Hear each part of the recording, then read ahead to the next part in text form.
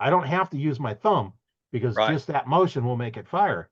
And that's something that I've kind of worked on over the years and, uh, just kind of pulling through. And I have a real hard spring in Carter come with 3 different springs. I put the hardest spring in they make because I want a hard trigger. I don't want to touch it and go off. My son's has Right. got a real light spring in his, and I go back to his. As soon as I touch it, it goes off. I don't want that sensitive of a trigger. Now on my rifles, when I shoot in a rifle team, we wanted them as light as we can because we want to just barely squeeze on them.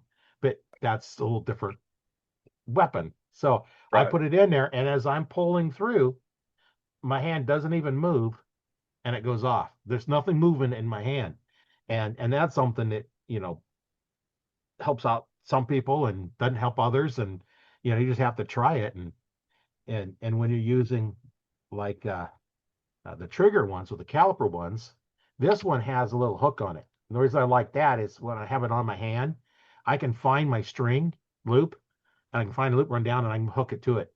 The jaws, like this, those you have to open up, find the string, and close on them. And every time I look at it, look my release, and the deer's looking at me when I look back up. And I can fire them both the same way. Now I do the trigger on this one buried clear into my hand. Not you got the tip, the first knuckle, and the second knuckle, and that's where I put the release. So my hand wraps around there, and same thing. I just put a little pressure Right. on it and pull through. This I Yep. put a little pressure on it to start with. If I don't put any pressure, I won't go off. That one I don't have to really. It's just in my hands. So pressure's automatically there, and that's just some of the things that I do.